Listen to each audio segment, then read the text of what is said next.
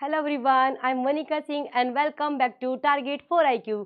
चलेंगे हम अपनी नई सीरीज जो हमने स्टार्ट की हुई है आप लोगों के लिए रिसेंट केस रोज की, उसी को आगे कंटिन्यू करेंगे। और आप लोग बहुत अच्छे से इसको पढ़ रहे हैं, समझ रहे हैं और आपको पसंद भी आ रही है, तो इसीलिए मैं इसको आगे भी आप लोगों के लिए कंटिन्यू कर रही हूँ।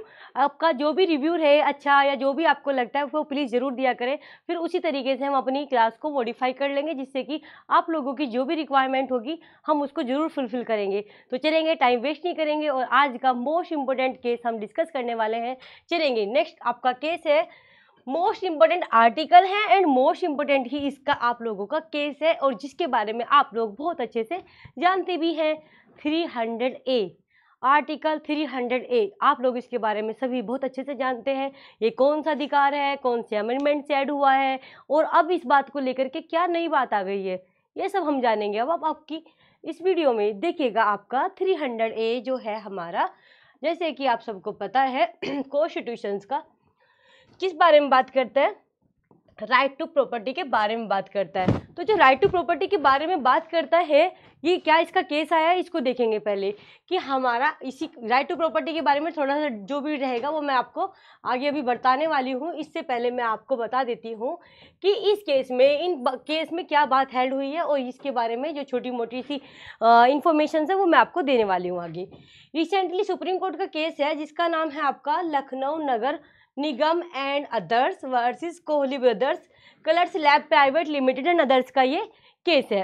इसमें क्या बात हेल्ड हुई है देखेंगे यहाँ पर। इसमें हेल्ड हुआ है कि that the right to property, कौन सा राइट बच्चे, right to property as in this under article 300A of the constitution of India extend to, ये कहाँ तक एक्सटेंड होता है आपका, ये एक्सटेंड होता है उन पर्सन्स के लिए भी, किन पर्सन्स के लिए, वो पर्सन जो who are not citizen of India, जो भारत के नागरिक भी नहीं है, भारत के नागरिक ना होने के बावजूद भी क्या उनका राइट टू प्रॉपर्टी उन तक एक्सटेंड होता है, तो यस होता है। 300A इसी बारे में, 300A के बारे में जो नया डिसीजन आया वो यही बात कहता है आपका। यहाँ पर बातें क्लियर, आगे देखेंगे इसका, देखिएगा। तो मैं आपको बता दूं जो ये हमारा केस है लखनऊ नगर वाला, इसमें क्या बात हेल्ड हुई है कि जो हमारा राइट टू प्रॉपर्टी है वो हमारा सिर्फ राइट टू ओनली पर्सन्स को ही लिमिटेड नहीं करता है, इंडिया के सिटीजन्स के लिए नहीं है, बल्कि हमारा ये क्या किस चीज़ को लेकर के है, ये एक्सटेंड करता है उन पर्सन्स के लिए जो इंडिया के सिटीजन्स भी नहीं है, extend to person who are not citizen of India. इसमें कोर्ट की क्या ऑब्जर्वेशन हुई है उसको मैं बताती हूँ आप लोगों को। देखिएगा, बात आती है यहाँ पर क्या, इसमें एक और बात को हेल्ड किया गया था कि it was further held that the expression person, जो पर्सन पढ़ते हैं ना मीन आर्टिकल, जो हमारा आर्टिकल 300A है ये कवर करता है नॉट ओनली लीगल, सिर्फ ये लीगल पर्सन को ही इंडिकेट नहीं करता बल्कि किसको भी करता है, जूरिस्टिक पर्सन को भी करता है, but also a person who is not a citizen of India. तो ये क्या बात कर रहा है कि जो पर्सन वर्ड है ना यहाँ पर इंक्लूड, तो पर्सन वर्ड के लिए यहाँ पर सिर्फ लीगल पर्सन या जूरिस्टिक पर्सन नहीं आते, ओके, यहाँ पर वो पर्सन भी आता है, कौन पर्सन भी आता है, जो भारत का नागरिक भी नहीं है, the person who is not a citizen of India. ये वाली बात भी हमारे कोर्ट इसके ऑब्जर्वेशन में बात कही गई है। ओके, आगे देखेंगे इसका। द एक्सप्रेशन प्रॉपर्टी ऑल्सो, इसमें ना प्रॉपर्टी वर्ड को भी ना वाइड स्कोप बताया है। क्या वाइड स्कोप, क्या वाइड स्कोप बताया, इसको देखेंगे। इंक्लूड्स, कि ये इंक्लूड्स नहीं करता कौन सी प्रॉपर्टी को, नॉट ओनली टेंजिबल, केवल टेंजिबल प्रॉपर्टी को इंक्लूड नहीं करता। टेंजिबल होता है एक तरीके से जिसको हम छू सकते हैं, देख सकते हैं, वो टेंजिबल होता है। इनटेंजिबल वो होता है जिसको आप देख नहीं सकते हैं या छू नहीं सकते हैं। तो चाहे टेंजिबल हो चाहे इंटेंजिबल प्रॉपर्टी हो वो भी होता है, बट सिर्फ टेंजिबल इंटेंजिबल प्रॉपर्टी नहीं आती, बल्कि इसमें आपका और क्या आता है उसको बताती हूँ आपको। बट ऑल्सो ऑल राइट्स, हमारे अधिकार भी आते हैं, हमारे टाइटल्स भी आते हैं और हमारे इंटरेस्ट जो है ना प्रॉपर्टी में वो भी आते हैं। इंटरेस्ट इन ना प्रॉपर्टी, जो इंटरेस्ट है ना प्रॉपर्टी में वो भी आते हैं। ओके, बातें क्लियर आप लोगों की, यहाँ तक हमने पढ़ लिया है इसका कि इसमें 2-3 बात हेल्ड हुई है, मतलब 2-3 बातों को बताया गया है। पहली बात तो 300A सिर्फ लीगल और लीगल और जुरिस्टिक पर्सन को ही इंक्लूड नहीं करता, बल्कि किसको भी करता है, बल्कि ये हमारा उन पर्सन को भी करता है जो भारत के सिटीजन नहीं है, जो भारत के सिटीजन नहीं है उनको भी करता है। आगे बात करेंगे हम यहाँ पर, इसमें और क्या बात आती है कि ये सिर्फ टेंजिबल प्रॉपर्टी को और इंटेंजिबल प्रॉपर्टी को इंक्लूड नहीं करता, बल्कि इसमें ऑल राइट्स, जो राइट्स वगैरह भी होते हैं, इंटरेस्ट भी होता है प्रॉपर्टी में, वो सब भी यहाँ पर इंक्लूड होते हैं। आप लोगों को बात समझ में, इस जब कोई केस डिसाइड होता है तो उसमें बहुत सारी बातों को डिसाइड किया जाता है, बहुत सारी बातों को डिटरमाइन किया जाता है। तो इस तरीके से इन चीज़ों को लेकर भी कोर्ट ने अपनी ऑब्जर्वेशंस दी है कि हम इस बात को इसलिए डिसाइड कर रहे हैं क्योंकि इसमें वो सारी चीज़ें यहाँ पर आती हैं। 300A के बारे में बात करेंगे कॉन्स्टिट्यूशंस का। तो जैसे कि आपको पता है यहाँ पर अगर राइट टू प्रॉपर्टी जो था, आप लोगों को मैं पहले भी बता चुकी हूँ कि जो राइट टू प्रॉपर्टी जो था वो हमारा पहले फंडामेंटल राइट था, लेकिन अब वो फंडामेंटल राइट नहीं रहा, बल्कि अब हमारा वो कॉन्स्टिट्यूशनल राइट हो गया है अंडर आर्टिकल 300 का ए। अब हम बात करेंगे कि originally the right to property is one of the fundamental right. ये हमारा कैसा था? फंडामेंटल राइट था। Right to property cease to be a fundamental right. कब सीज हो गया हमारा फंडामेंटल राइट, कब खत्म हो गया था? तो ये है हमारा 44th अमेंडमेंट। कौन सा अमेंडमेंट? 44th अमेंडमेंट 1978 का। 1978 का ये अमेंडमेंट है जो आपका राइट टू प्रॉपर्टी को फंडामेंटल राइट से सीज करके राइट टू प्रॉपर्टी को कॉन्स्टिट्यूशनल राइट बना देते हैं। आगे देखेंगे इसका कौन सा अमेंडमेंट हुआ था? 44th हुआ था, 1978 में हुआ था। It was a constitutional right. अब ये कौन सा राइट बन गया? अंडर आर्टिकल 300A में कॉन्स्टिट्यूशनल राइट बन गया है। बात है क्लियर? कॉन्स्टिट्यूशनल राइट बन गया। बात करेंगे 300A requires the state to follow due. अब जो 300A जो है वो क्या बात कहता है, इसको देखते हैं। आपका देखिएगा, एक एक करके बातों को डिस्कस करेंगे यहाँ पर कि जो 300A है ना, 300A वो रिक्वायर्स करता है कि स्टेट जो है ना वो क्या फॉलो करेगा? स्टेट फॉलो करेगा due process, due procedure and authority of law. Due procedure and authority of law किस चीज़ के लिए? किस चीज़ के लिए? To deprive a person of his और हर प्राइवेट प्रॉपर्टी। जब आप किसी व्यक्ति को उसकी प्रॉपर्टी से डिप्राइव करते हो तो ये नहीं है कि तब आप अपना मनमाना पूर्ण रवैया दिखाएंगे। नो, अगर आप किसी को राइट टू प्रॉपर्टी से डिप्राइव भी कर रहे हो तो आपको एक ड्यू प्रोसेस अप्लाई करना पड़ेगा। ऐसा नहीं है कि आप अपने मनमाने पूर्ण रवैये से या एक तरीके से डिस्क्रिमिनेशन करके नहीं करेंगे। एक ड्यू प्रोसेस आपका होना चाहिए। ये बात यहाँ पर इस केस में हेल्ड हुई है और ये हमारा 300A भी बताता है। सॉरी, चलेंगे आगे। सॉरी, आगे देखेंगे यहाँ पर 378 ऑफ CRPC क्या बात करता है। आप लोगों को फर्स्ट केस मैंने आपको समझाया, आई थिंक समझ में भी आया होगा। अगर नहीं आया है तो आपको क्या करना है, इसको एक बार फिर से सुन लेना है। कुछ चीज़ नहीं समझ में आएगी तो आप मुझे कमेंट बॉक्स में बता भी सकते हैं, फिर मैं उसको नेक्स्ट जो भी वीडियो बनाऊंगी उसमें आपको फिर से एक्सप्लेन कर सकती हूँ। ओके, बट आप लोगों को इसको अच्छे से समझना पड़ेगा। जो भी आपका रिव्यू हो, जिस तरीके का भी हो, आप उस तरीके से बताइएगा मुझे, फिर मैं उसी तरीके से इसमें करेक्शन करूंगी, इंप्रूवमेंट करूंगी और उसी हिसाब से हम आगे कंटिन्यू करेंगे। बट बस मेन बात यह है, आप लोगों का कुछ फायदा होना चाहिए इस लेक्चर को देख के। आगे देखेंगे यहाँ पर 378 ऑफ CRPC। 378 ऑफ CRPC किस बारे में बात करता है, एक एक चीजें करके बताती हूँ। ये एक बेंच है हमारा, 2024 के केस हम पढ़ रहे हैं। रिसेंटली द बेंच क्या है आपका? रिसेंटली बेंच किसकी? देखिएगा, justice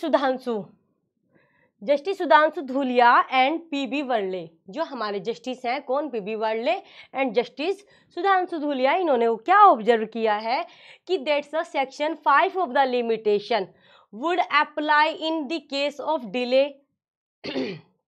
is filing appeal from the acquittal. यहाँ पे बात की गई है कि जो ये सेक्शन 5 है लिमिटेशन एक्ट का, ये अप्लाई होगा कहाँ पर? इन the case of a delay is filing appeal from the acquittal. देखिएगा, इसमें हम बात करेंगे एक चीज की आपकी कि जो ये बात करता है ना, रिसेंटली जो हम बात करते हैं सेक्शन 5 की, लिमिटेशन की। सेक्शन 5 किस बारे में बात करता है हमारा? लिमिटेशन का।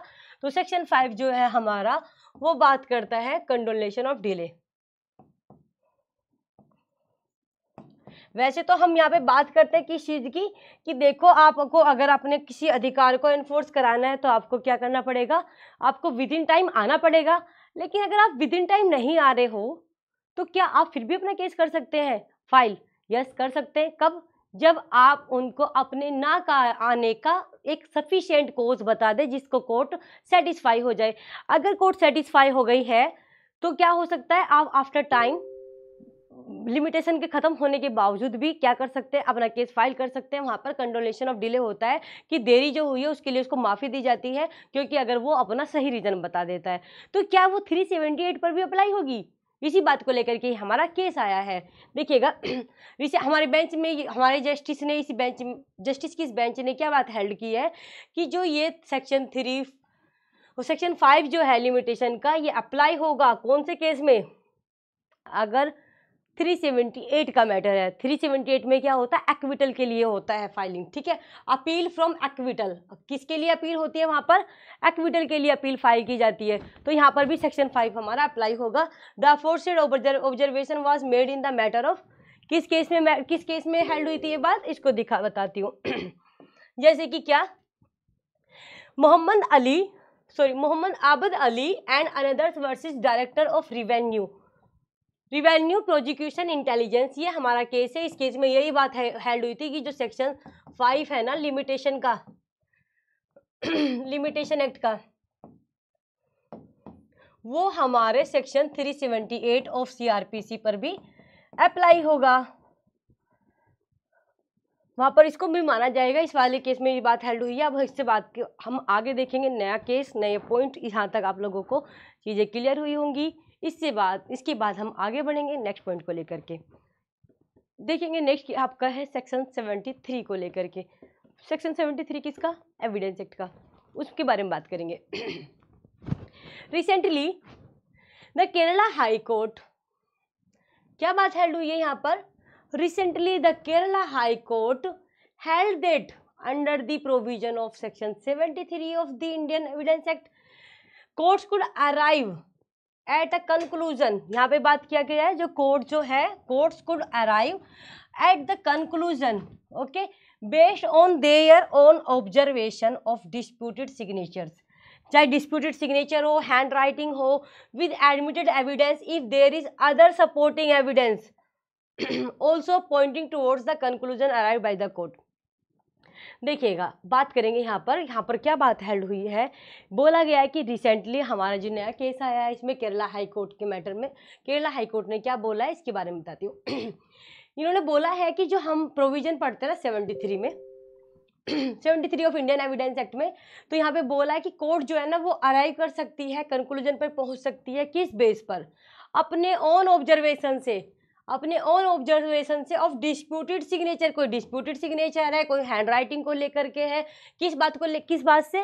विद एडमिटेड एविडेंस, उन एडमिटेड एविडेंस से, बट कब? If there is other supporting evidence, अगर क्या है वहां पर कोई अदर सपोर्टिंग एविडेंस है, also pointing towards the conclusion arrived by the court. और एक तरीके से क्या है यहाँ पर सिंपल सी बात है, कोई भी डिस्प्यूटेड सिग्नेचर है, हैंड राइटिंग है, तो कोर्ट उसको एडमिट कर सकती है। किस चीज़ को लेकर के? क्या? Admitted evidence if there is, अगर उसको क्या है, उसको सपोर्ट करने के लिए अदर एविडेंसेस भी हैं, कि if there is other supporting evidence also pointing towards the conclusion, जो कंक्लूजन को बताते हैं कि हाँ इस पॉइंट्स को लेकर के आप ये डिटरमाइन कर सकते हैं। तो तब क्या हो सकता है आपका, तब आप यहाँ पर उन एविडेंस को सपोर्ट करते हुए आप अपनी बात पर, अपने डिटर्मिनेशन को यानी कि अपने डिटरमाइन करके कंक्लूजन पर पहुंच सकते हैं। ये वाली बात यहाँ पर आती है। तो कोर्ट क्या है, 73 पर ये केस है, मोस्ट इंपॉर्टेंट है। किसका नाम है ये, क्या नाम है इसका? Johny Kunnamparatha house versus state of Kerala, Kerala का ये मैटर है। देखिएगा 3 केस हम पढ़ चुके हैं, एक आपका नेक्स्ट केस है यहाँ पर, इसको डिस्कस करेंगे। किसको लेकर के? 397 को लेकर के। 397 है सीआरपीसी का। देखिएगा यहाँ पर क्या बात हेल्ड हुई है। एमपी हाईकोर्ट का मैटर है कि इन द मैटर ऑफ, किसका मैटर है? संजय नागयच वर्सेस स्टेट मध्य प्रदेश है यहाँ पर, state of MP has held that the surrender, अगर कोई एक्यूज कर रहा है, the surrendering of accused is not necessary before preferring a criminal revision. Application under section 397 revision के बारे में बात करते हैं ना हम, तो यहाँ पर यही बात की गई है क्या कि एक्यूज का सरेंडर करना नेसेसरी नहीं है। कब? कि surrendering of an accused is not necessary, कि आवश्यक नहीं है बिफोर, क्या करने से पहले, बिफोर क्या, रिवीजन प्रीफर करने से पहले। और रिवीजन कहाँ पर होता है हमारा? 397 में रिवीजन होता है। तो यहाँ पर यही बात हो गई है कि जरूरी नहीं कि वो एक्यूज सरेंडर करेगा, कि जब आपका रिवीजन प्रीफर किया जा रहा है तो उसको सरेंडर करना पड़ेगा।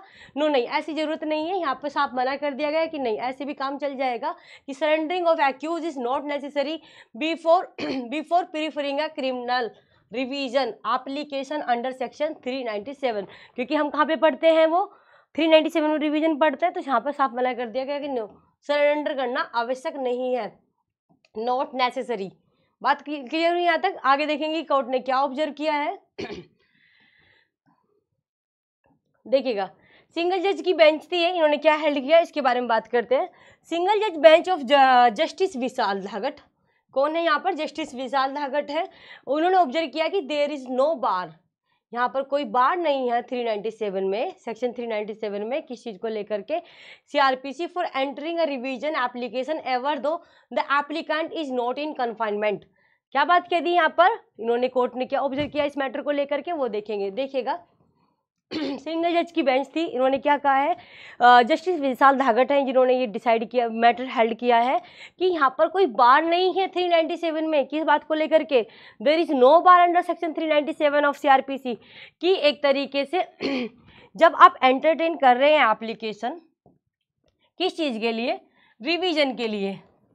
Okay, ever though the applicant is not in confinement, तो कोई ज़रूरी नहीं है कि जब आप रिवीजन की एप्लीकेशन दोगे तो कोई ज़रूरी नहीं है कि एप्लीकेंट का कन्फाइनमेंट में, जेल में होना ही ज़रूरी है, ऐसा नहीं है। साफ मना कर दिया, इसके बिना भी चल जाएगा, कोई ज़रूरी नहीं है कि रिवीजन की एप्लीकेशन करोगे तो उसका कन्फाइनमेंट में होना ज़रूरी है। तो यही बात कह दी है यहाँ पर कि सरेंडर होना एक्यूज का नेसेसरी नहीं है, कि रिवीजन की एप्लीकेशन फाइल करने के लिए उसका सरेंडर होना जरूरी है, ऐसा बिल्कुल मना कर दिया गया है इस केस में। केस का नाम क्या है हमारा, अभी डिस्कस किया हमने, Sanjay Nagayaj versus state of MP का ये मैटर है, इसको हमने डिस्कस कर लिया है। और ये जो आपके मेन 3-4 केस थे वो मैंने जो भी बात डिसाइड हुई थी वो मैंने आप लोगों को बता दी है। आप इसको अच्छे से पढ़ेंगे, कुछ चीज़ें जो आपको और कुछ भी चीज़ की रिक्वायरमेंट होगी या सही या गलत, जैसे भी आपको मेरा लेक्चर लग रहा है, प्लीज़ आप मुझे कमेंट बॉक्स में बताएंगे और उसी तरीके से हम आगे की लेक्चर्स को कंटिन्यू करेंगे। Thank you so much everyone. मिलते हैं नेक्स्ट वीडियो के साथ में।